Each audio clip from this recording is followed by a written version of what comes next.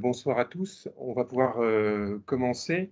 Donc en décembre, avec M. Ortiz, on avait vu la question de la folie de la Rome antique et les liens entre une société, la façon dont il considérait le droit et la place de la folie. Au mois de janvier, on avait vu avec Michel Kerr donc l'histoire d'une institution, avec l'histoire de l'hôpital Sainte-Anne. Et ce soir, donc, on va s'intéresser à l'histoire d'un diagnostic avec donc une historienne, grande spécialiste de la question, Nicole Edelman.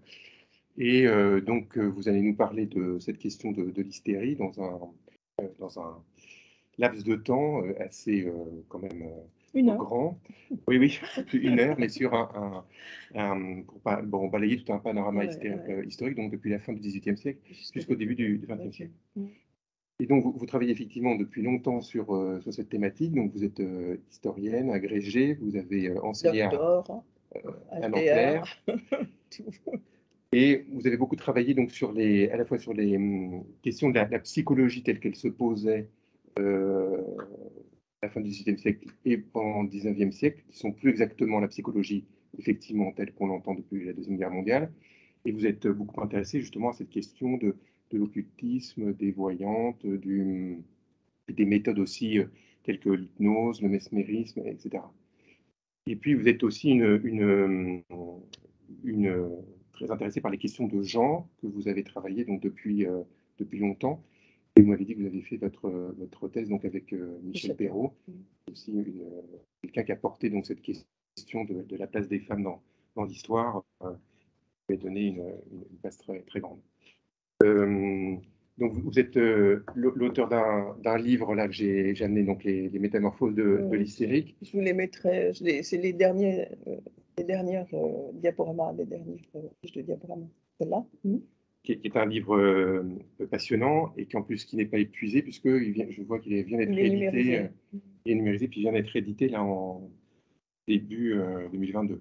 Oh, ils sont décidés à le faire. Ah bah tant mieux. Ouais, oui, il valait très cher sur Amazon, donc je pense que c'est une bonne idée.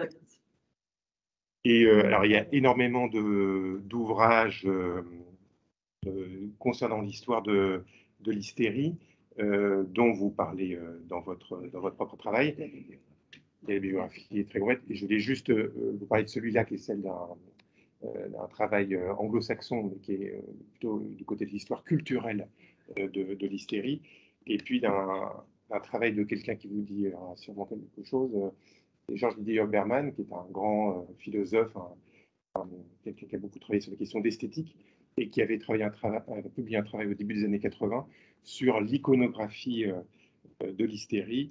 Il avait travaillé notamment sur toute l'iconographie de la Salpêtrière, des travaux qu'on a maintenant en totalité en ligne. Voilà. On la trouve aussi bien à Albert Londres que les premières photos de la Salpêtrière.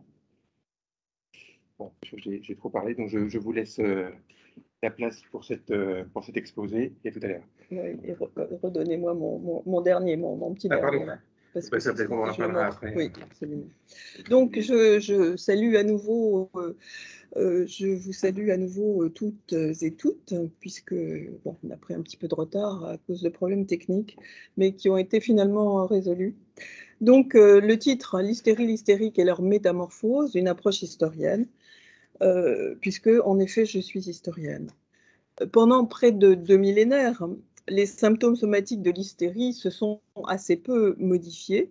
En revanche, l'interprétation, l'étiologie a changé bien des fois. Dans l'Antiquité, vous le savez, on attribuait la maladie à l'utérus, et c'est ce qui a donné le nom à l'hystérie. Les médecins ont essayé de multiples fois de changer le nom, mais ça n'a jamais pris. Et donc, selon Platon, l'utérus privé d'enfants, remontant comme un petit animal jusqu'à la gorge, provoquait cette angoisse si caractéristique des hystériques et de l'hystérie. Des siècles plus tard, au XVIIIe siècle, des médecins vont parler de fermentation matricielle. La matrice, vous le savez, c'est l'utérus, donc qui provoque des vapeurs qui montent au cerveau et qui entraînent justement soit des vapeurs, les fameuses vapeurs et pamoisons, ou bien, et cela est en général le signe, un signe aristocratique de classe, les hommes évidemment peuvent tomber en pamoison, moins que les femmes, mais ils le peuvent. Et puis, en même temps, ce qui n'empêche pas d'autres phénomènes, souvent très violents, comme ceux qui vont se passer à la fin du XVIIIe siècle, au début du XVIIIe siècle, pardon, les convulsionnaires de Saint-Minard, qu'on peut attribuer à des crises d'hystérie, c'est d'une extrême violence, à Paris. L'hystérie, donc, a une histoire, et ses interprétations, voire ses symptômes, se modifient, bien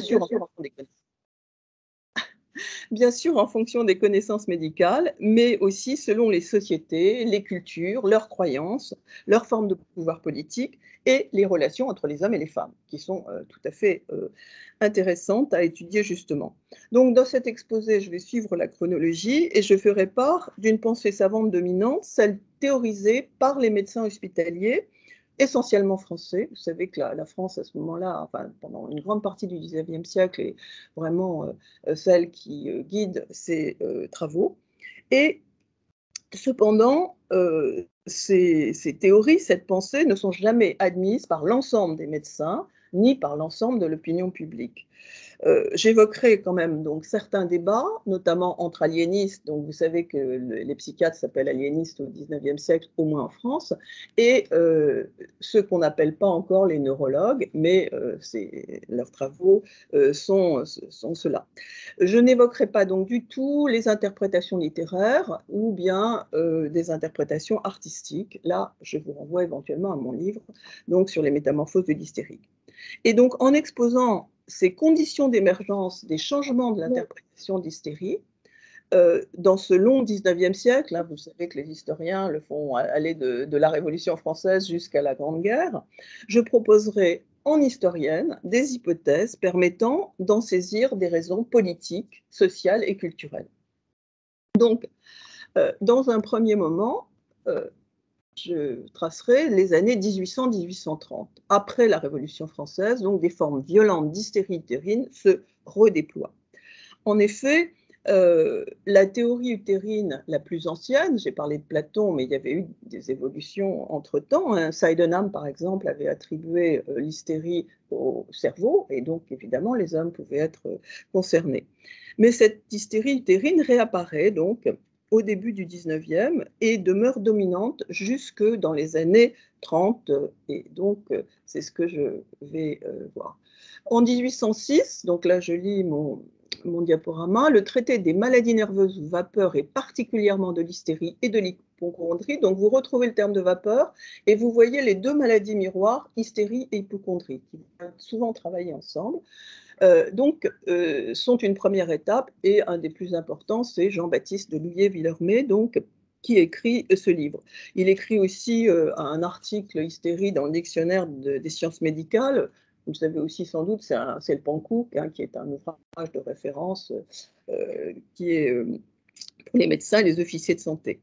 Et donc, il conçoit à nouveau l'hystérie, je cite aussi, comme une affection utérine, une suffocation de la matrice, un étranglement de l'utérus, un mal de mère qui tient aux besoins qu'éprouvent les besoins du sexe, chez qui l'influence des organes sexuels est toute puissance. Alors le sexe au 19e, quand on parle du sexe, souvent avec un S majuscule, ce sont les femmes. Hein, le sexe, c'est nous, les femmes. Et donc, pour lui, la preuve la plus flagrante en est que les femmes mariées qui jouissent, c'est une citation, des plaisirs de l'amour, et les femmes publiques, c'est-à-dire les prostituées, ne sont pas hystériques. La femme est donc bien sous la domination de son sexe. Alors c'est un leitmotiv qu'on va retrouver disons jusqu'au début du XXe siècle, mais on pourrait encore élargir. Et les thérapeutiques de l'hystérie, sont, selon donc Louis Villermé et beaucoup d'autres médecins, des lotions calmantes dans le vagin, puisqu'il s'agit d'un désir sexuel, des frictions, la masturbation, c'est cité en latin et c'est évidemment déconseillé, mais elle est efficace pour calmer les crises. Et surtout, des activités ménagères, la femme doit remuer et se marier. Si elle se marie, son utérus sera satisfait puisque elle va logiquement procréer. Cette théorisation, cette étiologie reconnaît l'existence d'un désir sexuel chez les femmes, ce qui est quand même à remarquer. Alors, vous le savez peut-être, l'ovulation spontanée n'est pas encore connue, hein, il faut attendre 1827. Donc beaucoup de médecins pensent que la crise, le plaisir sont nécessaires à la procréation. Et donc, c'est évidemment une bonne chose de pouvoir faire accéder les femmes à ce plaisir. Alors, comment penser cette évolution et cette interprétation, donc, puisqu'on passe de ces vapeurs à cette théorisation?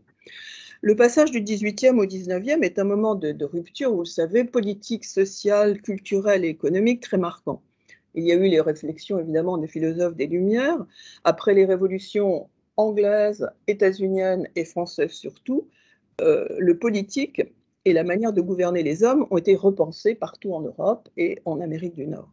Le libéralisme en tant qu'idéologie s'est imposé et il a permis en matière économique de développer des nouvelles formes économiques de production et d'échange. Et la croyance en Dieu est dorénavant, disons, n'est dorénavant plus nécessaire pour penser le monde, et les croyances et les espérances vont se déplacer vers la science et vers le progrès. Nietzsche résumera ça en disant Dieu est mort. Donc, de nouvelles hiérarchies sont construites entre hommes et femmes. Les hiérarchies entre les deux sexes sont reconstruites. Les femmes sont toujours maintenues dans l'incapacité d'accéder à la même liberté que celle des hommes blancs. Hein. Souvenez-vous que, évidemment, il y a l'esclavage encore, et donc c'est par rapport aux hommes blancs, ce que les Américains appellent les WASP.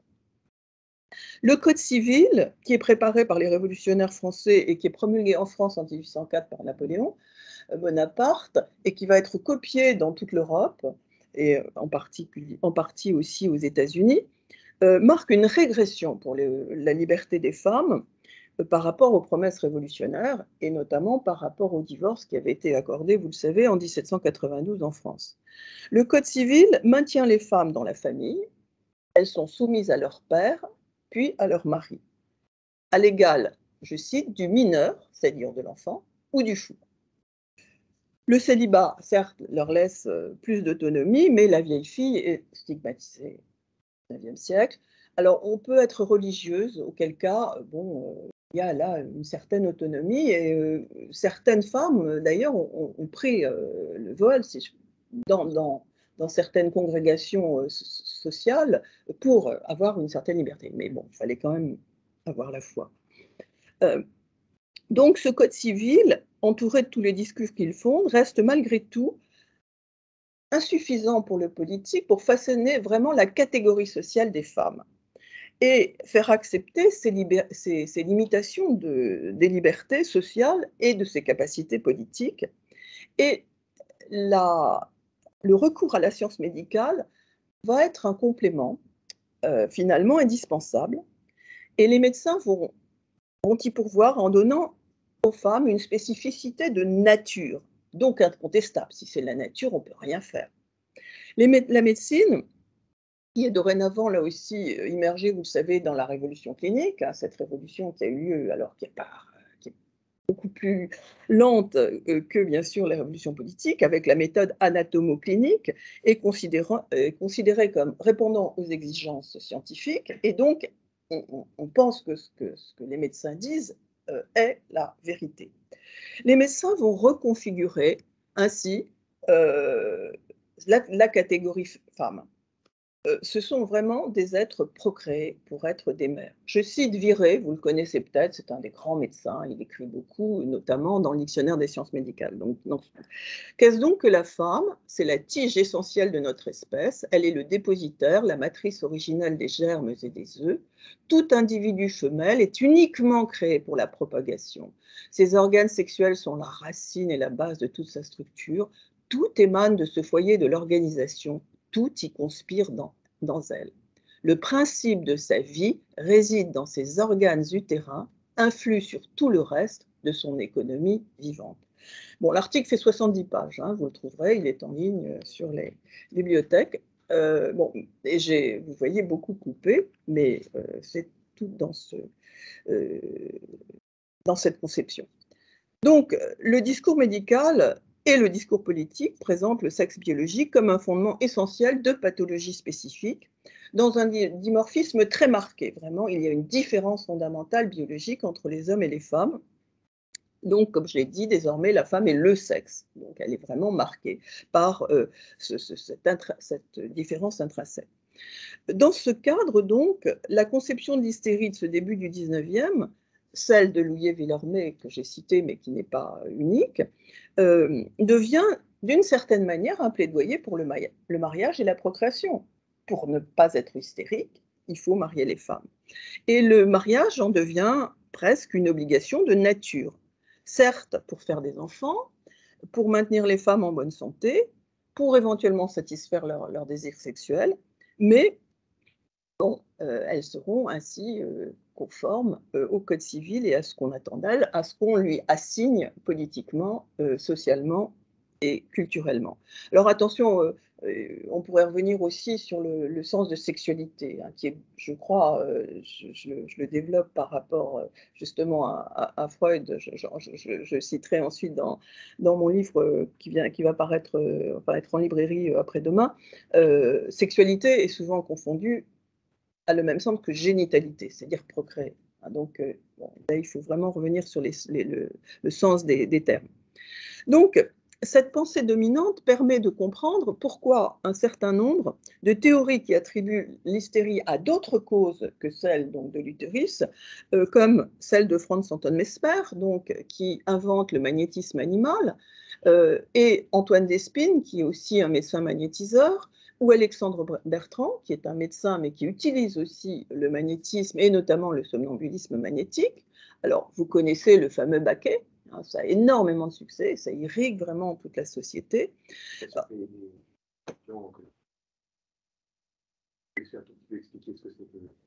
Ah, vous connaissez pas Mesmer invente donc une théorie extrêmement simple pour soigner. Il pense qu'il y a un fluide qui parcourt l'univers entier et qui parcourt les hommes. Et lorsque nous sommes malades, c'est parce que le fluide s'engorge quelque part. Donc il faut faire des passes magnétiques quand on a du magnétisme. Et donc on peut s'accrocher à ce baquet qui est, vous voyez, des fils auxquels on s'accroche, des fils en fer, il y a une corde en plus, et à l'intérieur de ce paquet, il y a de l'eau, du fer, du verre qui est magnétisé. Et donc, on va recevoir ce fluide. Et Mesmer passait autour, donnait des petits coups de baguette, et on convulsait, et le fluide se mettait à circuler. Donc, il y avait là une interprétation, l'hystérie pouvait être soignée.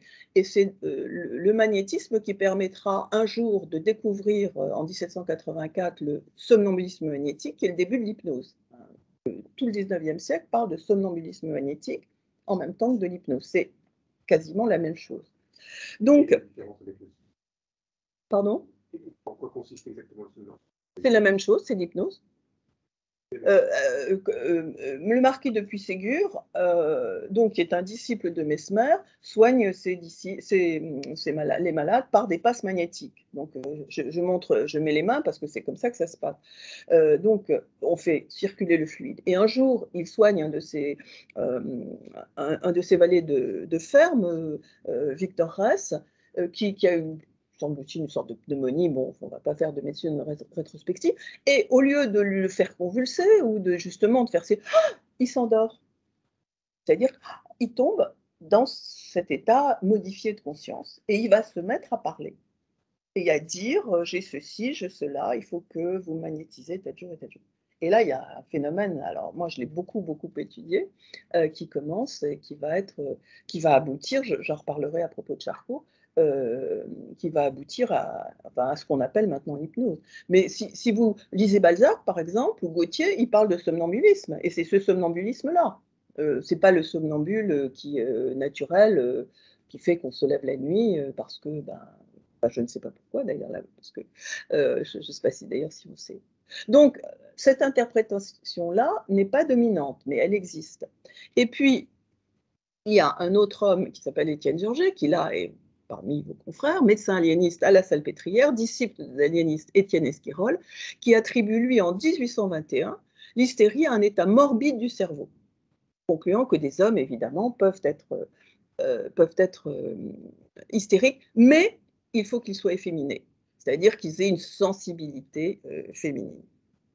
Donc, l'hystérie va commencer à se déplacer lentement, l'étiologie, pardon, pas l'hystérie elle-même, donc de l'utérus vers le système nerveux.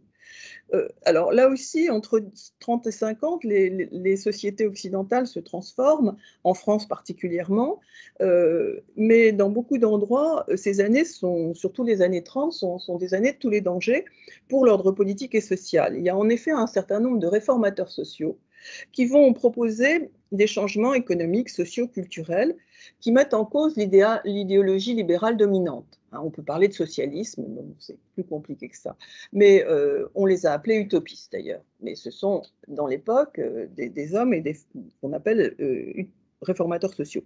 Alors, il y a en particulier Saint-Simon, et les écrits saint-simoniens donnent aux femmes les capacités de penser leur émancipation, de penser possible l'égalité entre hommes et femmes, et des femmes saint-simoniennes vont prendre en main leur sort, éditer par exemple La Femme libre, hein, un journal qui va durer 2 ans, de 30 à 32, où elle montre qu'on peut s'émanciper, que les femmes peuvent être libres. Et donc, on a ces théories qui vont remuer la société. Bon, on ne parle pas encore de féminisme, mais bon, bien sûr, c'est du féminisme. Charles Fourier, que vous connaissez peut-être aussi, estime qu'en thèse générale, je cite, je n'ai pas mis sur les progrès sociaux s'opèrent en raison du progrès des femmes vers la liberté, les décadences en raison de la décroissance de cette même liberté, et l'extension des privilèges des femmes est le principe de tous les progrès sociaux. Tout cela, donc, fragilise, même si c'est entendu par des minorités, la famille patriarcale telle qu'on l'a conçue dans le Code civil et fragilise la subordination des femmes. Bon, même si on va les ramener quand même assez rapidement à l'ordre. Le libéralisme politique l'emporte cependant partout. En Europe, vous le savez peut-être, en France, pardon, la révolution de juillet de 30 met fin à la monarchie conservatrice des Bourbons et met sur le trône Louis-Philippe, donc un libéral. Et il va, comme les autres gouvernements, rétablir la force de la famille, parce que pour ces hommes de pouvoir, la famille est vraiment le creuset de la conscience nationale, de l'ordre social. François Guizot, par exemple, dont vous connaissez sans doute le nom, pour lui, la famille met en place la subordination acceptée de chacun, la mère au père, les enfants à la mère et au père. Donc, une sorte de hiérarchie dans l'intimité. Et cette conception, si elle est constamment contestée, est quand même dominante, au moins jusqu'au XXe siècle, et peut-être même jusqu'à nos jours, encore une fois. Donc, elle est très prégnante dans ces décennies 1830-1850. Dans ce cadre familial, une femme hystérique qui est malade en raison de son sexe, en raison de ses besoins sexuels, devient peut-être inconvenante, voire dangereuse. C'est l'hypothèse que je fais, d'autant que les travaux médicaux se développent sur le cerveau. Vous le savez là sans doute mieux que moi, que le travaux sur autour du septaire nerveux sont lents, mais de plus en plus rapides. Bon, c'est un domaine qui est quand même difficile à étudier. Les études s'amplifient donc avec la phrénologie, Gall et Spurzheim, qui là étudie plutôt le cerveau, vous savez, avec ses bosses, etc., mais ça a énormément de succès. Les travaux de Vic Dazir, de Brody, de Magendie, de Florence et de l'allemand Griesinger ou Griesinger, et d'autres travaux encore. Donc, ils permettent de mieux connaître le système nerveux, ses composantes, les composantes de l'encéphale, et aussi tout le système nerveux périphérique, et notamment celui qui entoure l'utérus. Donc, la possibilité d'une origine neurologique de l'hystérie se profile à nouveau, et elle apporterait une certaine respectabilité, bien sûr, euh, aux femmes, euh, puisque une maladie nerveuse, bon, c'est pas du tout indigne, hein, c'est un malheur, c'est tout. Et donc, en France, on va avoir une, euh, une série de prix. L'Académie royale de médecine de Bordeaux, qui va en 1830 donner à Frédéric Dubois, dit Dubois d'Amiens, une médaille d'or pour avoir répondu à un questionnement sur l'étiologie comparée de l'hystérie et de l'hypocondrie. Il conçoit, comme Georget, qui n'avait pourtant pas été accepté, que les convulsions sont produites par l'encéphale, la moelle allongée et spinale. En même temps, il montre quand même que les forces de l'esprit, la sensibilité des femmes, jouent un rôle particulier. Et il met en exergue cette sensibilité propre aux femmes, qui sont marquées toujours par l'esprit de dévouement, de sacrifice. Il ne fait donc pas du mariage une thérapeutique forcément efficace, mais il la replace dans un cadre, disons, plus moral et culturel que les normes sociales lui assignent, alors que la thèse utérine l'a déplacée quand même. Les Anglais vont basculer à peu près à la même époque, 37, Benjamin Collins Body, donc, qui publie dans ses leçons sur les affections nerveuses locales le même type d'analyse, d'étiologie. Et puis en 1845, donc vous voyez que l'évolution se fait, c'est l'Académie royale de médecine de Paris qui met à son tour au concours d'un prix Cibrier du siège de la nature et de la nature de l'hystérie.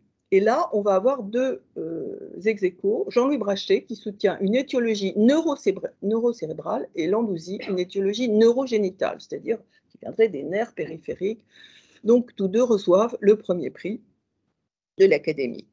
Donc la représentation du corps médical savant se modifie, puisque évidemment la maladie, lorsqu'il s'agit d'une éthologie neurocérébrale, n'est plus spécifiquement féminine. Mais si les hommes peuvent être hystériques, c'est toujours parce qu'ils sont invertis, vous savez que c'est le terme d'homosexuel à l'époque, enfin dans ces années-là, et parce qu'ils ont une sensibilité féminine. Alors, l'interprétation neurogénitale continue quand même d'ancrer l'hystérie dans l'utérus. Donc, la thèse neurocérébrale, d'une certaine manière, serait peut-être préférable.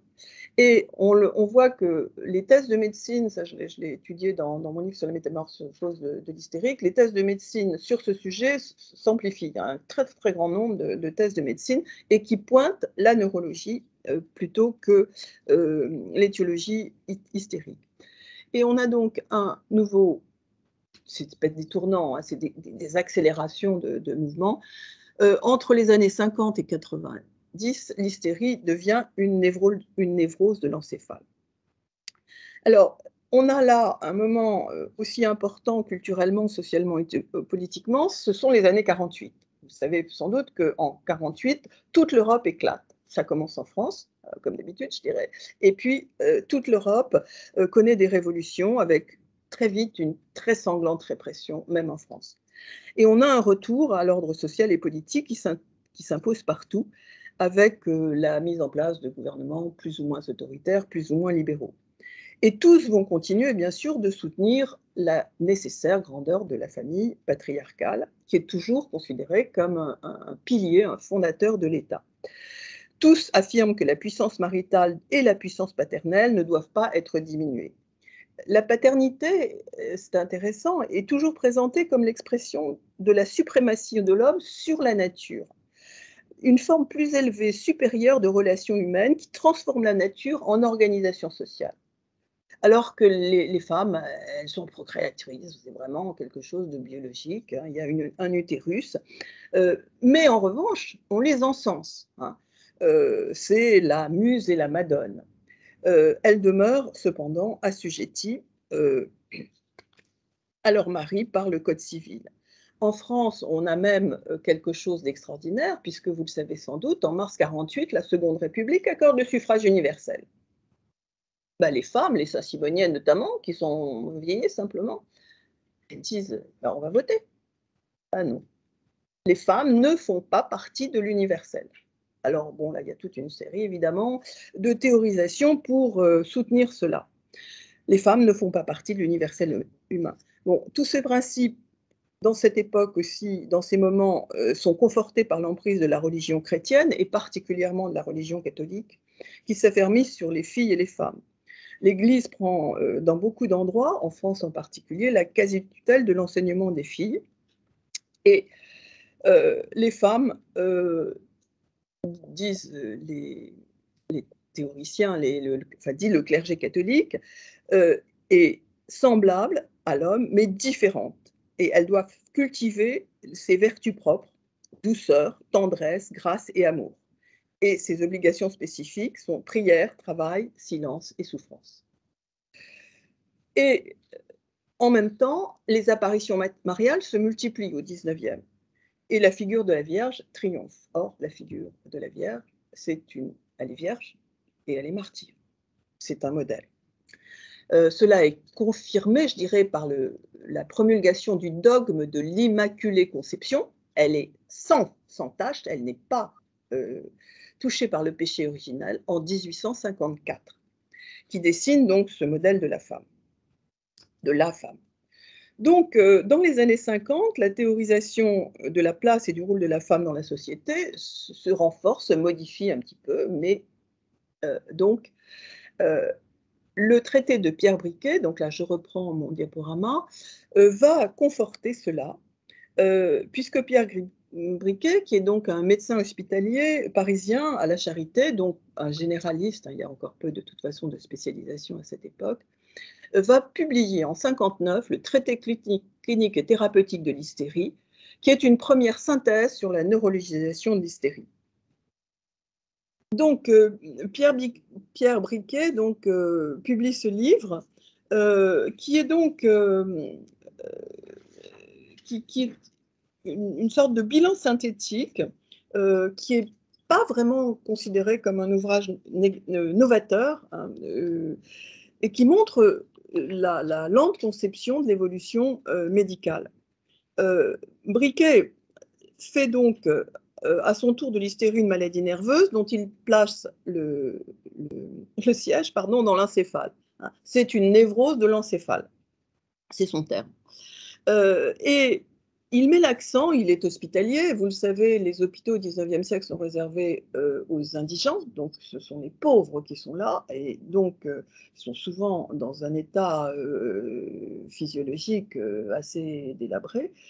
Et il met l'accent sur l'hystérie des femmes, puisqu'il travaille avec les femmes, sur l'hystérie des femmes d'un petit peuple laborieux parisien, et il estime que plus d'une femme du peuple citadin est hystérique, plus d'une femme, pardon, du peuple citadin sur 3 est hystérique. Et donc, il met de côté l'idée d'une hystérie qui serait aristocratique, comme on le lit encore beaucoup chez Landouzy, par exemple, ou Brachet. Il estime donc cela. Il montre des femmes en souffrance, très sensibles, comme les femmes hystériques, comme les femmes, oui, les hommes, qui donc peuvent être hystériques, mais là aussi, à condition, je lis le diaporama, qu'il ait une sensibilité féminine, il est un inverti, et c'est alors le renversement des lois constitutives de la société. Donc, il va fort. Il remet donc largement en cause l'idée des classes aisées, comme je l'ai dit, et pour la première fois, il affirme, et la seule, je dirais, du 19e, il affirme qu'il n'y a aucun lien entre l'appareil génital des femmes et l'hystérie. C'est vraiment une névrose de l'encéphale. En effet, Jean-Martin Charcot, dont je vais parler évidemment, qui pense pourtant achever quelques années plus tard cette neurologisation, conservera des forts liens entre ovaires et hystérie. Vous connaissez, je pense, les compresseurs d'ovaires, hein, qui étaient censés arrêter et qui arrêtait en effet les crises. Et ça devait quand même être assez douloureux. Mais le fait d'appuyer sur les ovaires, ou les testicules d'ailleurs pour les hommes, mais enfin c'était surtout sur les femmes qu'on appuyait, fait bien sûr un lien. Donc, le jugement de Pierre Briquet sur le travail de Charcot et de son élève Richer a été d'ailleurs très sévèrement péjoratif. Et Charcot a jamais beaucoup. Il a rendu hommage à Briquet, parce qu'il fallait bien lui rendre hommage, mais ils se sont palliés. Ils auraient pu se rencontrer, mais il ne l'a jamais fait. Oui, bon. Donc, Jean-Martin Charcot, bien sûr, c'est une étape qui est la plus connue, je dirais malheureusement. Mais bon, une hystérie une et indivisible, naissance de l'hystérique mâle. Et c'est un terme de Charcot. Donc, dès sa nomination, Jean-Martin Charcot, en 1860, à l'hôpital de la Salpêtrière, va travailler, vous savez, en neurologie. C'est un très grand neurologue. Il travaille dans ce vaste hospice de la vieillesse femme, donc il a énormément de vieilles femmes, donc il peut analyser les maladies, ensuite les autopsier, etc. Mais après 1870, il va prendre la responsabilité d'un service d'environ 150 hystériques et épileptiques non aliénés. Donc, Charcot ne travaille jamais avec des hystériques ou des épileptiques folles. Jamais. Enfin, du moins, c'est absolument ce qu'il affirme, même s'il les fait passer chez les folles de temps à autre quand elles les énervent manifestement quelque peu. Il analysera aussi des hystéries masculines, puisqu'il va faire créer en 1880 une consultation externe à la Salpêtrière pour les hommes. Et puis, bien sûr, il laisse ses consultations privées d'hommes et de femmes qui viennent du monde entier. Spécificité de quelques cas, et là, non, Charcot dira toujours que les hystériques et les hystéroépileptiques ne peuvent être fous ou folles que s'il y a dégénérescence. Mais en revanche, je vais parler des aliénistes qui, eux, traitent de folie hystérique, bien sûr. Ben, l'hystérie, les symptômes, c'est la convulsion. Ben, pendant tout le 19e siècle, c'est soit les vapeurs, c'est-à-dire quelque chose d'assez doux, hein, disons, enfin, on s'évanouit on est en pamoison, soit vraiment la convulsion, c'est-à-dire, je ne vais pas vous donc quelque chose de très très violent, avec en général cette aura, enfin ils appellent ça l'aura, mais pas au sens de Benjamin là du coup, une angoisse qui monte, quelque chose qui bloque la gorge, une angoisse très forte. Et les symptômes, c'est ça. Et puis un mal-être, enfin bon, c'est pour Charcot, c'est vraiment une névrose de l'encéphalopsie, là il reprend les termes de Briquet, c'est vraiment une maladie nerveuse. Donc, il n'y a pas de folie. Et pourtant, les femmes qu'il traite,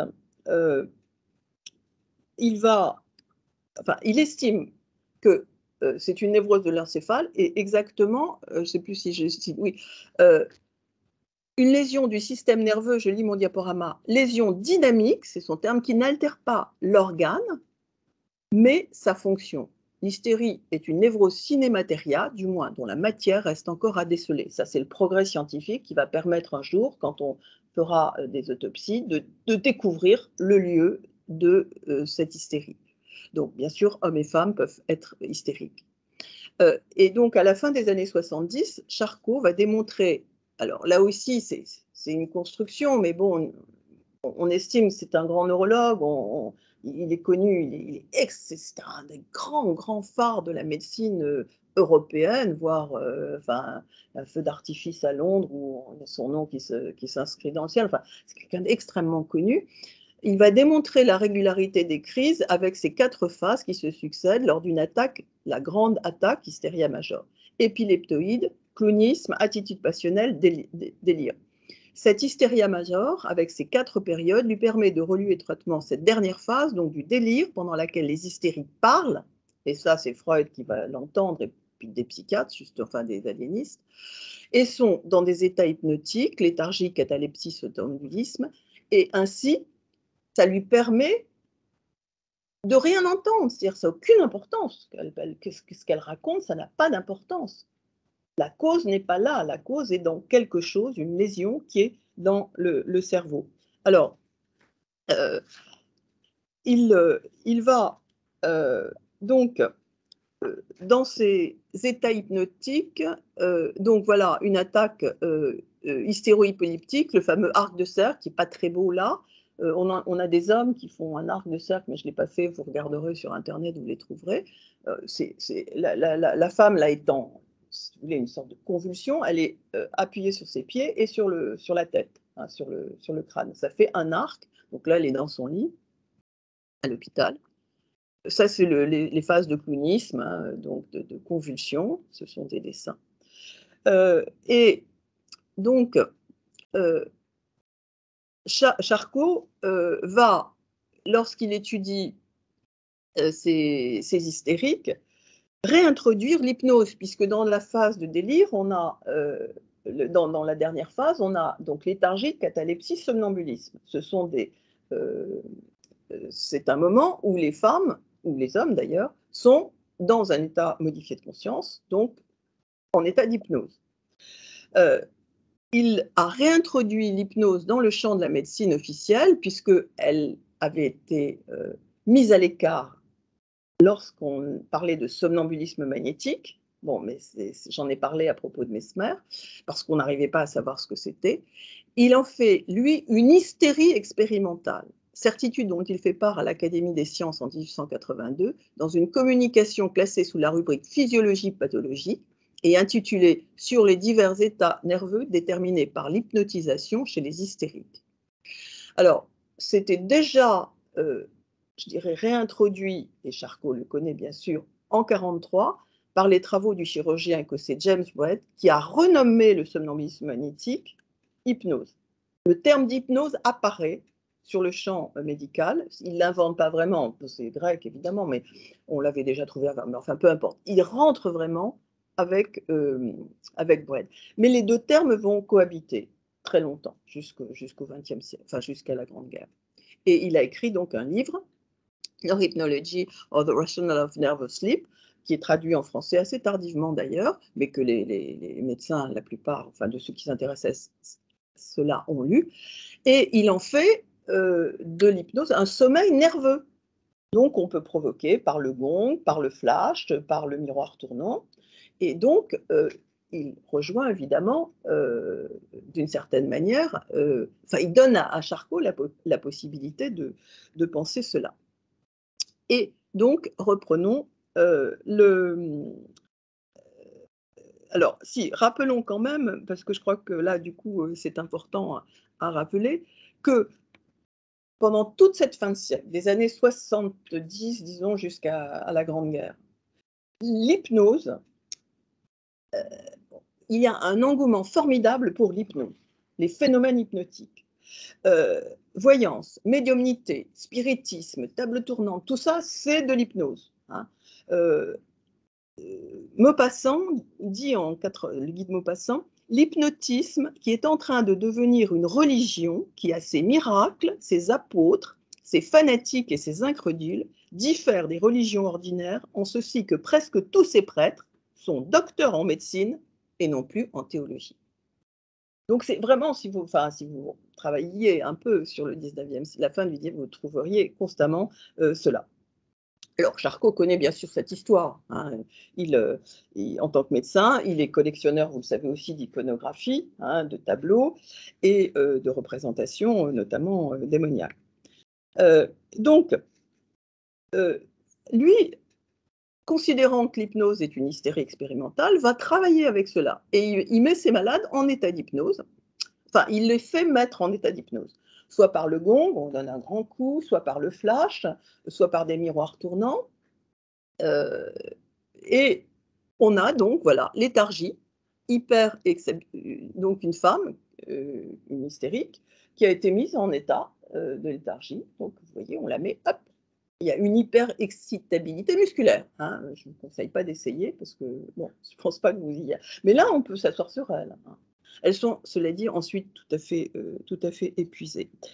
Donc, dans l'état cataleptique, on peut lui provoquer par suggestion des différentes postures. Il y a énormément de photos, j'en ai pris juste quelques-unes. Et puis, il y a le somnambulisme. Et là, Charcot le juge très complexe parce qu'il a une longue histoire et il ne veut pas en entendre parler parce que le somnambulisme, c'est un état où, donc le somnambulisme magnétique, ou l'état hypnotique, c'est un état où on parle. C'est vraiment là aussi toute une expérience, des expériences qui ont été faites depuis 1784, donc depuis un siècle. Mais pour lui, pour Charcot, le somnambulisme est une maladie, c'est une névrose. Ah oui, puisque ça fait partie de l'hystérie. Donc, il n'écoutera pas ce que disent ces hystériques dans ces états. Mais d'autres avis, d'autres interprétations, et notamment ses collègues aliénistes. Un de ses collaborateurs, alors, qui s'appelle Désiré Magloire-Bourneville, va, lui, travailler un moment avec Charcot et publier, je ne sais pas si vous le connaissez, l'iconographie photographique à la Salpêtrière, qui est publiée entre 1879 et 80. Donc c'est une série de textes et de photos. Bon, lui, son point de vue, c'est il est politique, hein, anticléricalisme, lutter contre l'Église, qui a brûlé les femmes qui étaient hystériques. Mais bon, lui va rapporter, donc je lis le diaporama, c'est dire et qui dévoile la détresse, la solitude, la précarité, la dureté du quotidien de ces femmes. Et là, ce sont des femmes qui sont du service de Charcot, c'est-à-dire que ce pas des folles. La plupart, en plus, ont été violées, bon, elles le disent ou on le sait par le texte. Ses collègues aliénistes en charge du service des hystériques et épileptiques aliénés, cette fois, donc des folles, qui jouent le service de Charcot. Ils sont vraiment côte à côte, si vous regardez un plan de l'époque. Et eux aussi transcrivent dans le registre de la loi, que vous connaissez, qui rapporte les mêmes souffrances. Elles arrivent cachexis. Alors, c'est un hôpital réservé aux pauvres. Elles arrivent cachexis, tuberculose, syphilitiques, parfois alcooliques. Elles sont taciturnes, accablées, tristes, anxieuses, avec des peurs, des pleurs, des terreurs, des chagrins, des convictions morbides, une culpabilité, la crainte du diable et de poursuites, d'attaques ou de menaces d'hommes, d'être maltraités, tués, empoisonnés, frappés. Bon, beaucoup aussi ont été violés, et là c'est dit avec des mots très, très simples d'ailleurs. Bon. De toute façon, c'est des pauvres, et, bon, elles ont été violées, c'est presque normal. Et donc, Charcot est en total désaccord avec ces interprétations, parce que là, il s'agit vraiment d'un mal-être qui est profond et qui n'est pas uniquement nerveux. Charcot, donc, est en total désaccord avec ces diagnostics des aliénistes, puisque pour lui, la folie hystérique n'existe pas hors d'une dégénérescence. Pour lui, dans l'hystérie, tout se passe suivant des règles, toujours les mêmes, communes à la pratique de la ville et à celle de l'hôpital, valables pour tous les pays, pour tous les temps, pour toutes les races, universelles par conséquent. Pour lui, l'hystérique n'exprime donc pas un mal-être ou une détresse quelconque. Elle ne touche pas seulement les femmes, elle est une et indivisible, selon ces termes, et pour la première fois, l'hystérique mâle est un homme viril, puisqu'on a vu que jusqu'alors, c'était des invertis. Bon, quand on analyse les textes, on s'aperçoit d'une autre réalité, c'est ce que j'ai fait donc en tant qu'historienne. D'une part, les symptômes hystériques chez les hommes sont beaucoup moins spectaculaires. Il y a peu de clonisme, voilà 2 hommes hystériques, et les paralysies et les contractures sont beaucoup plus rares. Alors il y en a, mais c'est quand même pas, là on voit simplement les points qui sont fermés pour ces hommes. D'autre part, leur hystérie est généralement liée à des accidents du travail, et vous le savez sans doute, aux accidents de chemin de fer, qui se développent fortement après les années 50 aux États-Unis, en Angleterre, en Allemagne, puis en France. Or, le diagnostic d'hystérie permet une indemnité, notamment en Allemagne. En France, bon, les lois sociales sont moins développées que celles de Bismarck. L'homme hystérique se retrouve donc logiquement majoritairement d'abord chez les ouvriers et les artisans. Donc c'est un homme, un mâle. Cela n'épargne pas les bourgeois, mais Charcot a laissé peu de traces. C'est-à-dire qu'il a forcément des malades dans sa clinique privée, mais il n'a pas voulu les mettre en exergue. Or, après 1890, donc Charcot meurt en 93, on s'aperçoit que Charcot réduit très fortement le champ social de dangerosité hystérique masculine. Il met en avant un nouveau profil centré sur la pathologie du mouvement, de l'errant, du vagabond, du voyageur irrépressible. Et cette errance se multiplie dans les années 80. C'est la grande crise économique qui parcourt toute l'Europe, avec les pogroms en Russie contre les Juifs et en Pologne. Et on a une figure, le juif errant. Une pathologie du mouvement, celle du vagabond, du voyageur du juif errant. Alors voilà, Gottlieb, c'est dans la thèse d'Henri Mège qui était commencée sous Charcot, mais Charcot est mort. Voilà, c'est un Israélite, névropathe, voyageur. Et Charcot donc fait de cela en fait un malade, un hystéro-neurasthénie. Pour les femmes, les crises violentes demeurent spectaculaires. Le choc nerveux se passe toujours dans le cercle familial ou intime, la vie privée, ménagère. Chute d'eau dans l'eau glacée, morsure de chien, accident dans la maison, rarement le viol, du moins selon Charcot. Il en voit, mais il les contourne, il les minimise. Donc, toutes les femmes peuvent être hystériques, ce qui laisse bien sûr peser sur les femmes le soupçon de fragilité et de faiblesse, mais qui permet aussi le contrôle du mari et du médecin, puisque les femmes hystériques, on ne leur déconseille pas de se marier. On leur déconseille au contraire aux hommes de se marier. Cependant, en 86, Charcot se demande si la névrose, je le cite, hystérique est vraiment, comme on l'a cru, comme on l'a prétendu, jusqu'ici plus fréquente chez la femme que chez l'homme. C'est-à-dire qu'il semble les multiplier chez ces parias. Alors, est-ce que c'est pour mettre en exergue son profil d'hystérique mâle parmi les parias de la société et montrer que les précautions médicales concernant les femmes les protègent? Je ne sais pas. Il est certain que la représentation d'un homme hystérique dans ses strictes limites du paria, du vagabond, est acceptable socialement et politiquement, puisqu'elle valide les représentations dominantes de l'homme de cette fin de siècle. Cet errant dessine un contre-modèle en creux de l'homme normal, sain, celui qui demeure chez lui au sein de son foyer. Et d'autre part, l'hystérisation du vagabond, dans un moment où les classes laborieuses doivent se fixer pour répondre à l'industrialisation, peuvent aussi être utiles pour soutenir cette stratégie. Et puis, pathologiser le vagabondage permet de le situer hors du politique, c'est-à-dire c'est l'affaire des médecins, il faut les soigner. D'ailleurs, pour les juifs, bon, moi je l'ai analysé comme un antisémitisme, mais c'est aussi une manière de vouloir les soigner. Bon, j'ai écrit un article là-dessus, mais vous trouverez éventuellement. Quant aux femmes, donc l'approche charcotienne ne change guère de celle de ses prédécesseurs. Toutes demeurent quand même de possibles hystériques, quel que soit leur statut social. Et leur surveillance et leur protection demeurent nécessaires. Mais nécessaire aussi, et ça c'est quelque chose qui parcourt l'Europe et les États-Unis, leur éducation et leur instruction, ce que fait la Troisième République en France, après 70. En effet, la préoccupation de l'éducation des filles et celle des médecins concernant les filles est intéressante. L'hystérie est une des seules maladies qui donne lieu à vraiment des traités sur l'éducation des filles pour qu'elles ne soient pas, des filles et des garçons bien sûr, pour qu'elles ne soient pas hystériques. C'est Gilles de la Tourette, Gaston qui fait cela. Et voilà ce qu'on peut lire.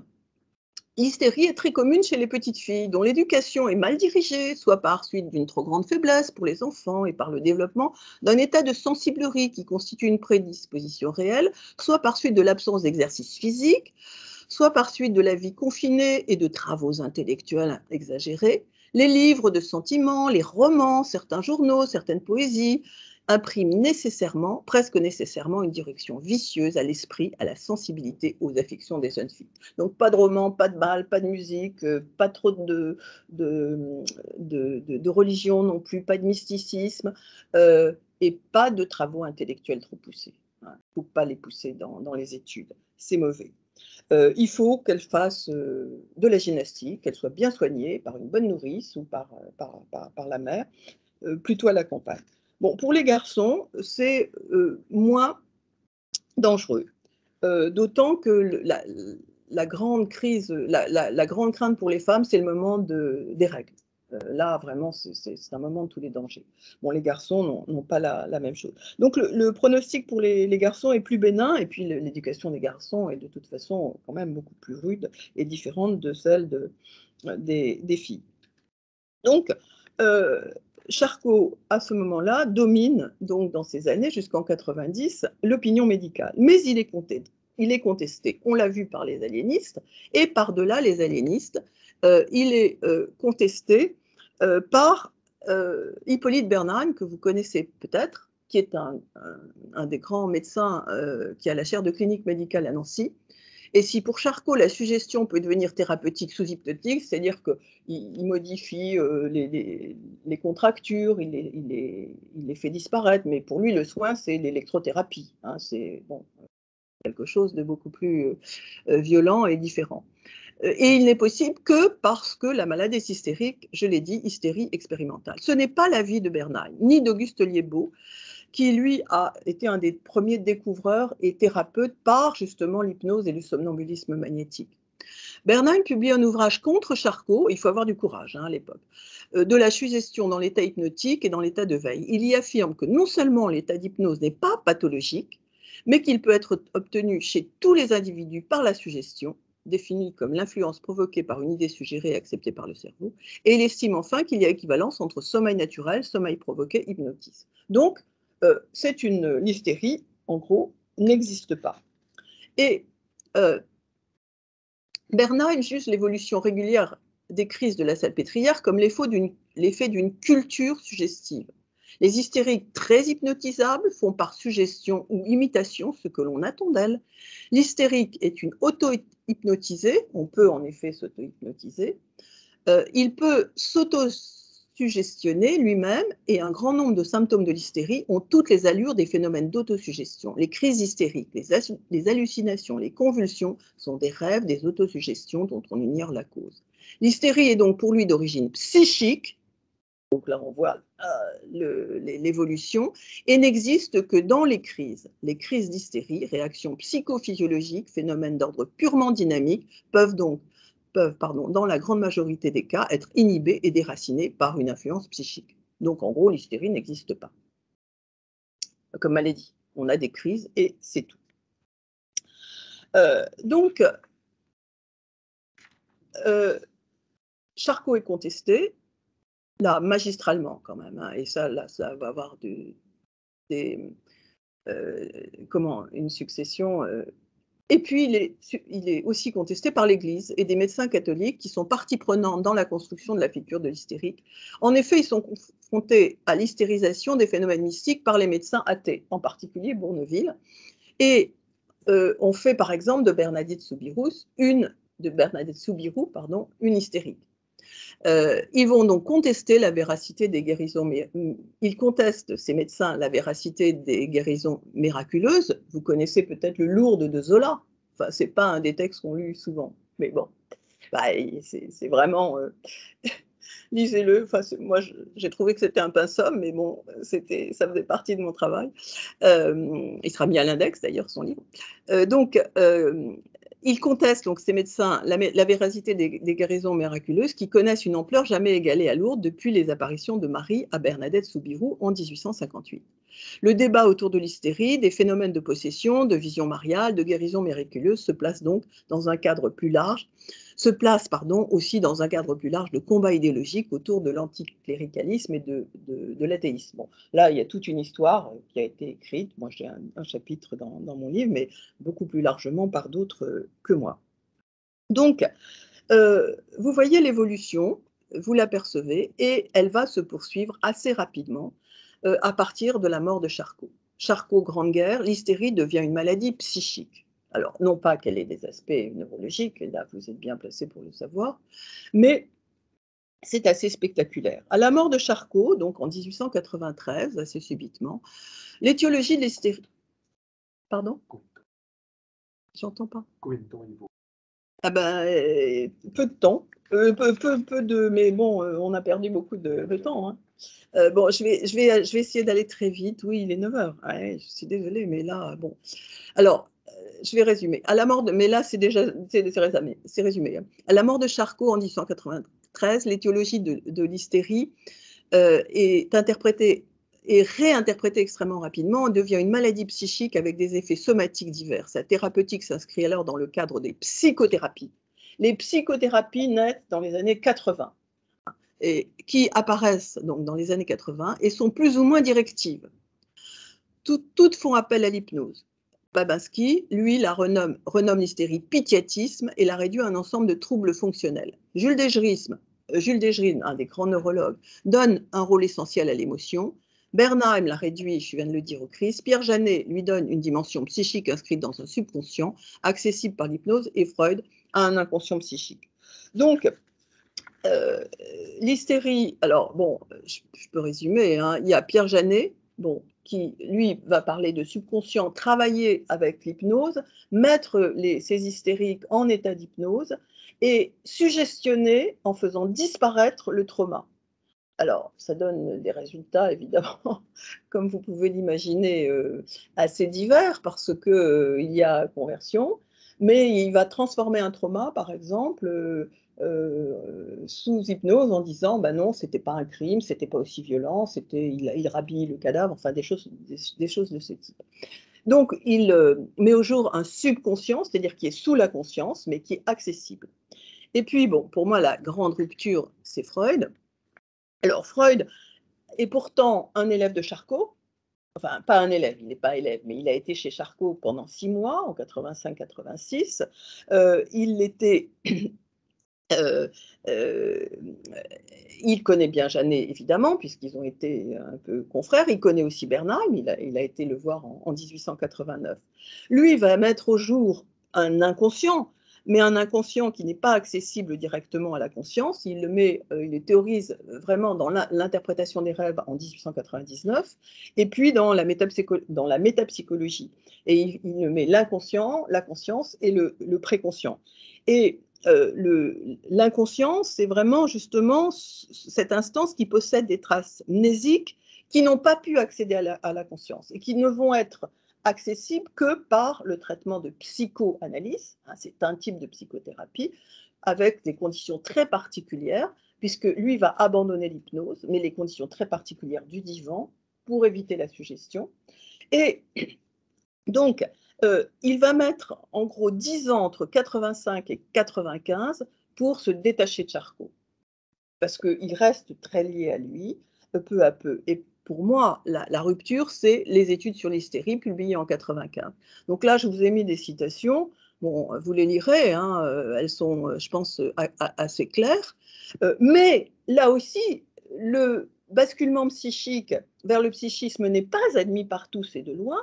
Il y a un certain nombre de travaux sur les fonctionnements neurologiques qui a continué d'évoluer, Dieu, enfin, si je puis me permettre, Dieu merci, et qui vont contrecarrer l'interprétation psychique, par exemple Lecoq, Carpenter, Griesinger, donc qui vont classiquement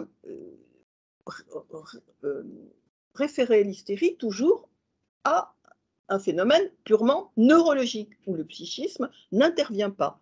Et donc, ils vont promouvoir cela, et l'émergence donc du traitement psychique est très lente. Euh, les psychothérapies, la psychanalyse de Freud en particulier sont difficiles, et les interprétations purement neurologiques donc continuent d'être présentes, si ce n'est dominantes. Et la Grande Guerre va le montrer. Et je cite, j'aime bien le faire parce que on a attribué les hystéries qui se développent chez les soldats de la Grande Guerre au choc traumatique, le shell shock, pardon, j'essaie d'aller vite, mais c'est pas facile, qui surgit massivement parmi les soldats, qui donc ne peuvent plus combattre. Ils sont ramenés en arrière, et le diagnostic d'hystérie est très souvent porté. Alors, les médecins essaient de les traiter souvent par la suggestion, mais aussi par d'autres thérapeutiques, l'électrothérapie, hein, qui est sévère et qui est même dure, l'hydrothérapie, pour réintégrer. Mais ça prend aussi des aspects racistes. Et je cite donc George Moses, tout comme on avait accusé les Juifs d'être particulièrement sujets à l'hystérie, les Irlandais et les Écossais des Basses-Terres avaient dans l'armée britannique la réputation de se défiler devant le combat viril en simulant la maladie. L'hystérie et la nervosité devinrent des caractéristiques raciales et quelquefois des signes d'appartenance de classe, tandis que les individus parfaitement adaptés et solidement intégrés à la société établie et normalisée représentaient les meilleurs éléments militaires. Donc là, vous voyez aussi une interprétation. Bon, ensuite, dorénavant, les hystériques, quand même, ne parlent plus seulement avec leur corps. Ils et elles peuvent parler et ils sont écoutés. Les grandes crises disparaissent. Je pense que vous en voyez peu. Enfin, moi, j'ai rencontré des psychanalystes qui m'ont dit qu'ils avaient rencontré quelques crises comme ça, arc, etc., mais ça viendra. Et ces déplacements n'ont été possibles que par des changements de la société tout entière, des modes de pensée médiqués, sociaux, politiques, culturels. Alors là, il faudrait prendre en compte toutes les nouvelles sciences, anthropologie, biologie, le darwinisme, la psychologie qui prend son essor par rapport à la philosophie, la psychiatrie qui évolue évidemment rapidement, la sociologie et l'anthropologie qui vont examiner en tant que sciences humaines les origines de l'homme, religieuses, les croyances, ça ce thème est tabou évidemment. Euh, la colonisation jouera aussi un rôle important. Donc beaucoup d'autres facteurs, dont bien sûr les mouvements féministes qui se développent. Et donc le travail sur l'hystérie n'a jamais cessé et on pourrait terminer par le DSM-5 qui, je crois, a fait disparaître l'hystérie. Voilà, là j'ai beaucoup accéléré, mais c'est pas de ma faute, c'est de la vôtre. Et je vous signale donc l'avènement de la psychanalyse qui vient de sortir, enfin qui sera en librairie jeudi 10 février et qui développe longuement tout ce que j'ai dit, de même bien sûr les métamorphoses de l'hystérique. Merci beaucoup. Désolé de vous avoir autant pressé, mais je crois que... Ben oui, je sais. Sinon, tous les auditeurs qui sont en Zoom vont aller prendre le thé. Non, vont aller dormir. Je ne sais pas. Oui, mais c'est bon. Mais bon, vous avez le diaporama et puis vous avez des livres. J'espère voilà, que j'ai... Cet exposé, effectivement, c'était déjà une gageure de pouvoir parler de non, j'avais bien prévu en 1 heure. Non, oui, ça mais passait. vous avez parlé de beaucoup de choses. C'est vrai que donc, ce livre permet d'approfondir et de prendre encore plus de choses. Et c'est vraiment un livre passionnant. Mais je tiens à dire que dans l'avènement de la psychanalyse, vous avez les développements justement sur Janet et sur évidemment Freud. Parce que quand même, il part de l'hystérie, Freud. Hein. Oui. C'est clair. C'est vrai que vous avez rappelé, c'est une figure protéiforme et votre question aussi interpelle quand même au sens où l'hystérie, manifestement, donc c'est plus un terme usité aujourd'hui. Bah oui, alors que ce que vous avez montré aussi, effectivement, c'est une figure féministe quand même. C'est-à-dire que c'est une figure de résistance par rapport à l'ordre patriarcal. L'hystérie, elle est nommée, elle est pathologisée, mais comme une figure féminine qui vient déranger, effectivement, l'ordre de la famille. Oui, c'est un mal-être des femmes. C'est un mal-être des femmes, et c'est une exaltation aussi un petit peu des qualités féminines qui viennent déplaire aux hommes parce qu'elles elles sont en souffrance. Elles sont oui, bien sûr. Elles sont en souffrance. Mais dans une société qui ne leur laisse on convulse pas, on fait. Enfin, non, elles sont vraiment en souffrance. Mais même les bourgeoises et les aristocrates que traite Freud, bon, elles sont en souffrance. Non, pour en arriver là, pour être paralysée, oublier sa langue maternelle, ne plus, enfin, pour avoir ces convulsions, enfin, elles restent, certaines, Blanche Wittmann, qui est très connue, elle est sur le grand tableau de Brouillet. Bon, là, je ne l'ai pas pris parce que j'avais tellement de photos. Je ne sais pas si vous le connaissez, il est au musée de la médecine. Blanche, qui finira un peu découpée parce qu'elle est devenue assistante et elle a été dans la radiologie. Quand Charcot, parce qu'il l'a fait passer dans le service des folles, justement, parce qu'il en a assez, elle est énervante, etc., elle a plus de, je crois, de 50 crises par jour. c'est épouvantable, c'est des crises extrêmement violentes. Vous avez vu ces femmes qui tiennent comme ça, en position de crucifiement pendant 12 heures? Bon, non, c'est un mal-être, c'est sûr, c'est un mal-être dans une société qui, en effet, les infériorise, les opprime. Et justement, ça rejoint une question que je voulais poser sur la question du traumatisme. Et après, parce que vous avez dit que pour Charcot, donc l'hystérie masculine a été causée par un traumatisme, notamment par la question des accidents Des accidents de chemin, enfin, oui. Mais alors, chez les femmes, on note qu'elles ont elles ont fait une planche. Non. Mais ça, c'est pas considéré comme un traumatisme. L'agression sexuelle n'est pas considérée comme un traumatisme. Il la met, bon, là, il faut lire en détail. Il est revenu sur un manuscrit, on lui dit à la jeune fille. En plus, c'est des indigents, c'est des pauvres. Hein. Et quand vous lisez la littérature, et bon, comment les domestiques, les femmes du peuple, elles étaient très souvent violées, les domestiques en particulier, il y en a beaucoup à la Salpêtrière. Ça arrive dans une position, je ne sais plus, je crois que c'est 12e, enfin, après, je vous dis, les morsures de chien, les chutes dans l'eau au moment des règles, la planche qui leur tombe sur la tête. Non, c'est pas du tout, non, là, c'est Freud qui mettra en avant la sexualité. C'est lui, grâce à l'écoute des malades. Mais Bourneville, il s'en doute aussi, hein, parce que, enfin, je ne sais pas si certains ont lu l'iconographie photographique de la Salpêtrière. C'est affreux. Quand les internes passent, ils disent qu'est-ce que tu as dans ta culotte? Tu le sors ou tu le sors pas? Enfin bon, avec ces termes-là.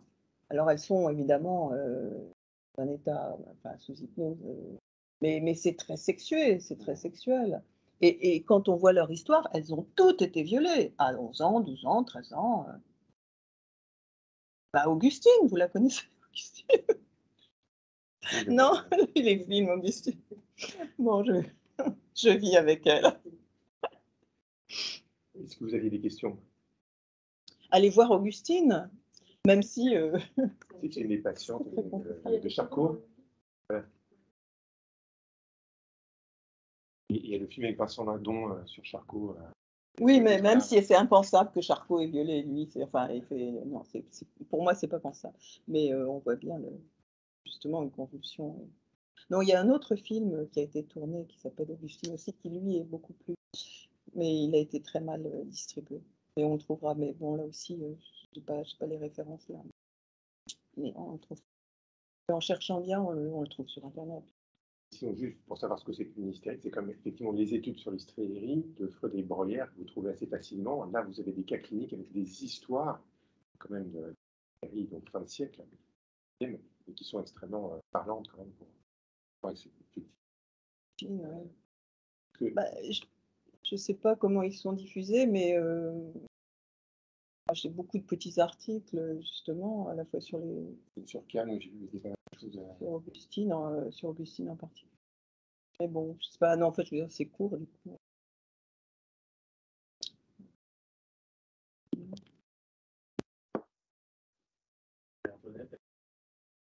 Pardon? J'en sais rien.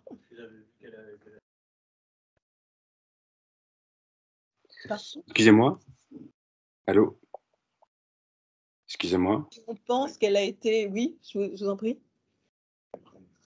Je voulais poser une question, mais vous étiez en train de parler, je pense, pardon. Bien sûr, mais donc répétez-la. Ah, je voulais vous laisser terminer, mais non. Écoutez, moi j'avais une question, du coup, c'était par rapport au... J'ai le souvenir dans votre présentation que vous parliez du fait que pendant qu'il y avait, au moment de la théorie qui était liée sur la génitalité, en tout cas sur la matrice utérine, il y avait des méthodes qui visaient à répondre aux besoins sexuels supposés de ces femmes-là et que ça avait plus ou moins dans les descriptions une efficacité. La masturbation, c'est en latin, si vous voulez. Bon, je ne pense pas que vous lirez, mais le livre de Louis Villermé, il en parle. Souvent, donc d'autres femmes, c'est comme ça qu'on le sait, parce que bon, les femmes elles-mêmes, évidemment, pouvaient se masturber, mais on savait qu'en cas de crise, des matrones, par exemple, savaient qu'en cas de crise, si on caresser la femme, on la masturbait, la crise cessait. Mais c'est encore une fois pas en latin, comme les médecins autrefois avaient l'habitude de faire. Et c'est déconseillé par Louis Villermé, c'est évident, parce que en fait, on ne procrée pas hein, si on se masturbe. Et du coup, moi, ma question qui me vient après ça, c'est en plus de la description de Charcot que vous avez mis à l'écran, qui décrit que c'est souvent des personnes, dont des femmes, qui ont du coup une sorte de faiblesse morale, en tout cas qui étaient en demande de direction, je me rappelle plus des mots exacts, mais en tout cas qui avait une. Non, c'est Jeanne qui pense. C'est Jeanne qui a écrit ça, voilà. Mais je me demandais comment les tenants de l'hypothèse neurologique, en tout cas neurocérébrale, expliquaient cette efficacité, par exemple, finalement, de l'acte de la caresse de quelqu'un d'autre, en fait, que quelqu'un d'autre vienne donner quelque chose à cette personne-là qui est qualifiée d'hystérique et que ça la soulage. Comment, sur le plan neurologique, ça pouvait être expliqué pour ceux. Il ne l'expliquait pas. D'accord. Sinon, ils auraient réfléchi à d'autres facteurs. Enfin, mais là, bon, c'est le tout début du 19e, il aurait fallu bien connaître tous les nerfs périphériques, etc., savoir ce qui se passait. Et c'est pas possible à ce moment-là. D'accord. Ça va déparenter quand même entre, justement, là, à ce moment-là, au tournant 18e, 19e, avec la nymphomanie aussi, qui est aussi Oui, un bien sûr. sujet qui est très étudié à cette époque-là, puis après qui Absolument. va complètement disparaître. Oui. Et donc, c'est un excès d'appétit vénérien, enfin, de désir sexuel, Vénérien. et qui trouve une résolution, effectivement, dans la satisfaction, donc dans le coït, du coup, dans le mariage ou dans la masturbation. Oui. Un certain nombre de médecins, Charcot s'y refusera toujours, mais notamment beaucoup de médecins états-uniens vont faire une ablation du clitoris pour supprimer l'hystérie. Et dans Lourdes, d'ailleurs, il y a un passage là-dessus. Enfin bon, mais il faudrait lire Lourdes. Donc là, les interprétations, mais comme vous l'avez dit, mademoiselle, non, mais l'hystérie, je veux dire, c'est en effet proté, et on le voit même Mon Charcot dit c'est fini, non, tout est clair, mais non, tout n'est pas clair. Et même maintenant, enfin, les psychanalystes parlent encore d'hystérie, bien sûr. Oui, tout à fait. Oui. Du côté des psychanalystes, on continue beaucoup à parler d'hystérie, on continue à travailler sur cette névrose. Par contre, effectivement, du côté de la psychiatrie, fortement influencé par les travaux anglo-saxons, ça a complètement disparu, parce que le terme s'est confondu avec celui d'une insulte, quand même. Traité. Mais il est toujours Oui, une insulte, et qui est quand même là très sexuée, parce que les femmes sont quand même beaucoup plus traitées d'hystériques, il suffit d'exploser un peu pour se faire insulter. Et du coup, c'est devenu un stigmate de diagnostiquer quelqu'un comme hystérique, notamment dans le domaine anglo-saxon. Et donc, du coup, ça a fait disparaître le terme, qui est remplacé aujourd'hui par celui d'histrionique. Ouais.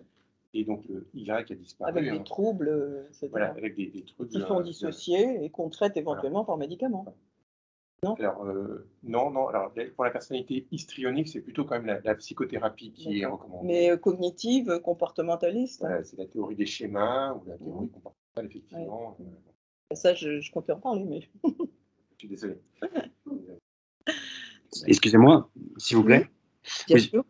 J'ai une autre question du coup qui me vient en vous écoutant. C'était, je crois qu'avoir le souvenir d'un tollé lors d'une présentation d'un cas d'hystérie masculine devant une société de médecins par Freud justement.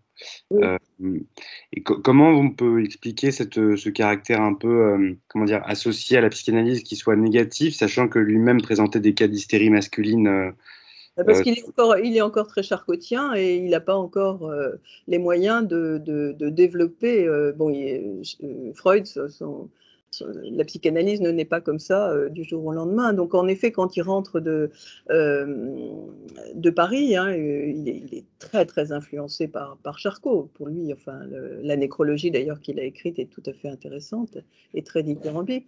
Et il va en effet rendre compte devant ses pairs PAIR, mais il ne sera pas du tout ni compris ni entendu, mais lui-même n'est pas encore, je dirais, suffisamment clair, presque clairvoyant sur cela. Et de toute façon, comme je l'ai dit, à partir de 93, les interprétations charcottiennes sont vraiment mises à mal très très fortement. Mais quand Freud, en effet, vous avez raison, Freud, quand il rentre à Vienne, il va faire un exposé qui ne sera pas du tout entendu, bien entendu, parce qu'il le développe. Il n'argumente pas suffisamment clairement. Et puis bon, il y a des débats. Hein, l'hystérique mâle, l'hystérique homme est quand même difficile à accepter par beaucoup d'hommes de la société, et de femmes sans doute d'ailleurs. Juste pour revenir, vous avez parlé un petit peu de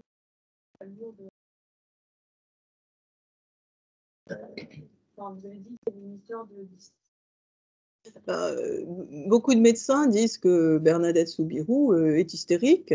Elle est vraiment examinée d'ailleurs très très sérieusement par des médecins. Les médecins catholiques sont certains très très sérieux. Enfin, je veux dire, ils tiennent compte des critiques qu'on leur fait et des débats. Et ils disent qu'elle a des hallucinations. Et l'hallucination peut être un symptôme hystérique. Elle a vu la Vierge. Et elle sera déclarée non hystérique par les médecins du bureau des constatations médicales. Là aussi, c'est vraiment beaucoup de sérieux, surtout vis-à-vis des miracles. J'aurais une question Oui. en ligne. Merci, c'était très intéressant. Allez-y, je vous écoute. C'était très intéressant de voir un peu la recherche qui avait tranquillement voulu neurologiser l'hystérie. Puis ma question est plus sur l'évolution durant le 20e siècle, parce que j'ai lu un ouvrage très intéressant récemment qui est plus américain, là, mais qui témoignait en fait au 20e siècle un peu de l'inverse. Plus récemment, là, avec bon, il y a beaucoup d'études qui disent que les symptômes schneideriens attribués à la psychose finalement relèveraient plus de troubles dissociatifs, qui, bon, est un peu l'évolution de l'hystérie avec l'histrionisme aussi, là, mais puis il relevait un peu le clivage entre la recherche en psychose qui neurologise beaucoup durant le 20e siècle, alors que tout ce qui relève du trauma est resté un peu campé là, sur bon, un traitement vraiment psychothérapeutique, une approche qui n'est pas du tout neurologique finalement. Oui, non, je mais me demande pas un retour un peu en arrière en fait. Je pense que vous corroborez l'idée que les débats continuent d'exister et qu'il n'y a pas d'accord sur ni l'étiologie ni les thérapeutiques concernant l'hystérie. Je crois qu'il n'y a pas une vérité. Il n'y a ni un virus, ni un microbe, ni quelque chose qui pourrait nous dire. Et Charcot, évidemment, sa lésion dynamique, n'a pas trouvé. Non, c'est lent. Bernheim, déjà, Bernheim, pour lui, enfin, l'hystérie n'existe pas, mais c'est l'importance de la suggestion. Et la suggestion, bon, bien sûr, elle passe par le cerveau. Bon, nous sommes, pas vous que je vais les prendre, nous sommes un corps. Donc, Bernheim, Janet, c'est déjà, il travaille avec l'hypnose, hein. Et ça, il a fait, là j'ai pas eu le temps, mais il a fait une thèse c'est un philosophe d'abord, et ensuite il est médecin. Il a fait une thèse de philosophie sur l'automatisme. Et il a travaillé avec des somnambules magnétiques, donc des femmes sous hypnose. Et il met au jour ce subconscient, donc on va chercher sous la conscience quelque chose qui va émerger grâce à l'hypnose. Et donc là, c'est c'est à la fois, bien sûr, forcément somatique, mais c'est psychique.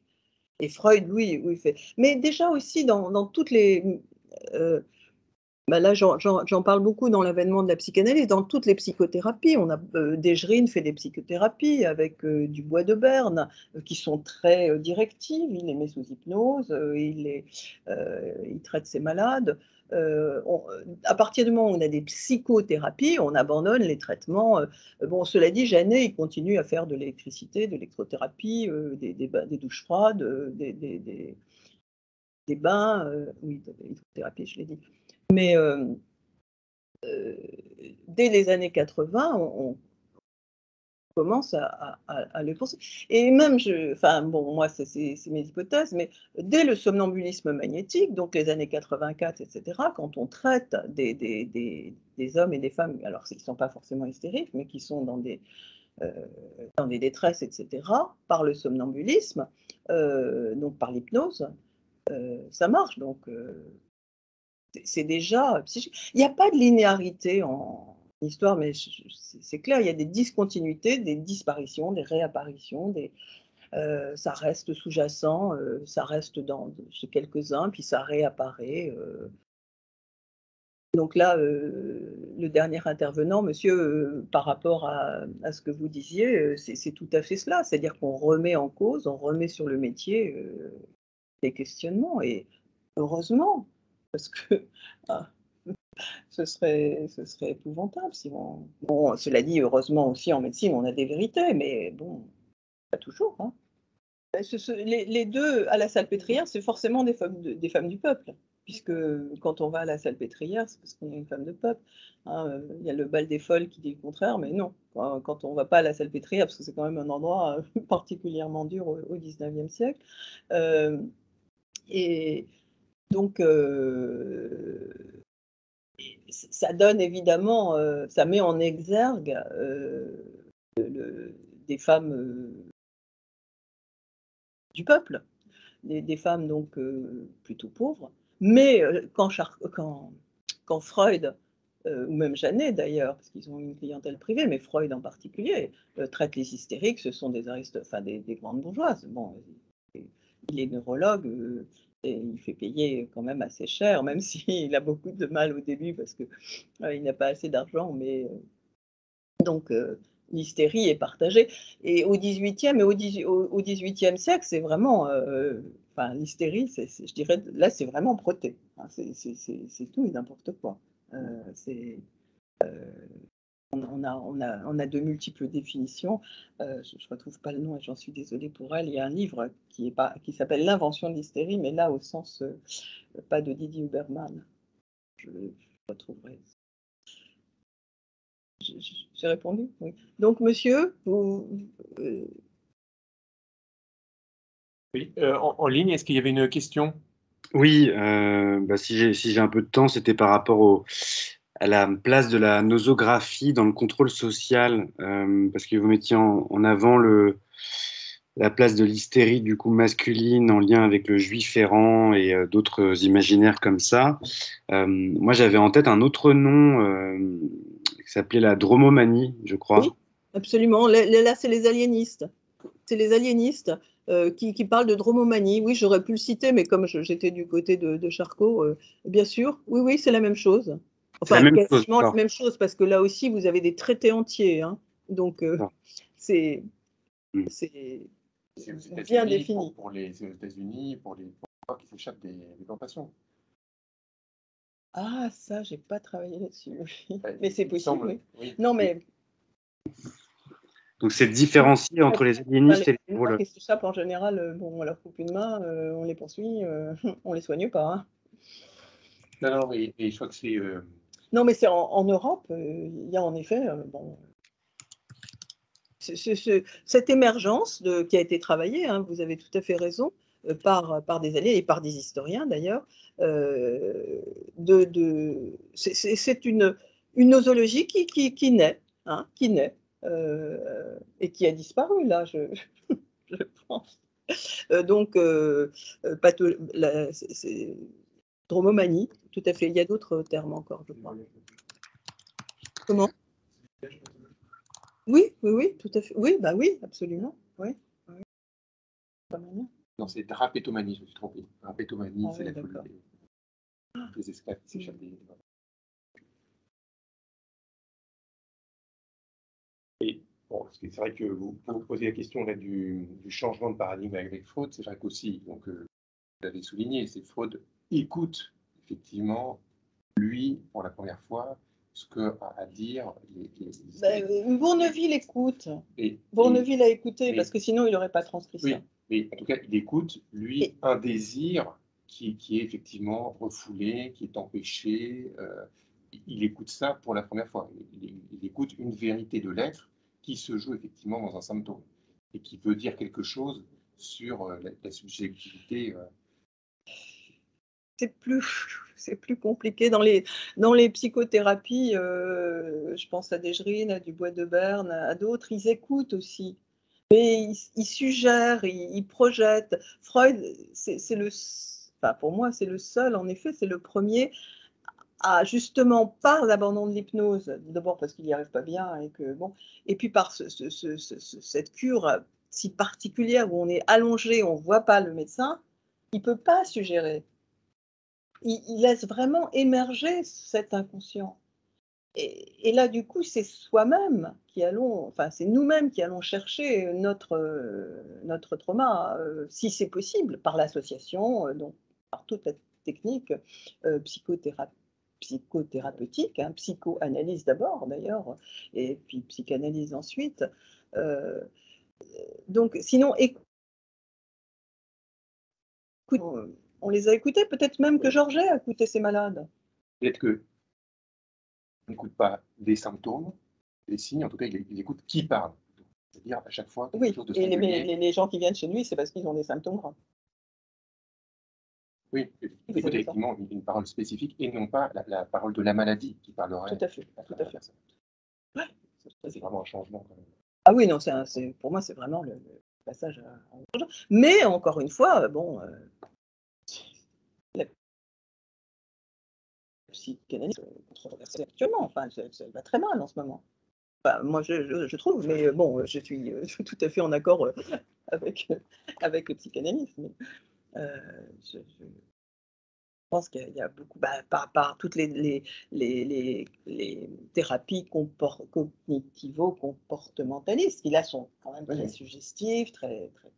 Enfin, en tout cas, vous avez écrit un livre sur l'avènement de la psychanalyse, Oui, pas la fin de la psychanalyse, donc non, c'est plutôt optimiste quand même. oui, très bas. Depuis Oui, Freud, oui. heureusement, hein, là aussi, parce que la société, là aussi, a évolué. Hein. Le DIP n'est plus le même que si toutefois, mais bon, là aussi, même c'est Michel Thor qui a fait un livre là-dessus, qui est psychanalyste et qui a montré l'évolution et qui est évidemment nécessaire. Et je pense que sur les divans, on ne raconte plus la chose. Est-ce qu'il y a une dernière question en ligne ou dans la salle? Non, écoutez, merci beaucoup encore pour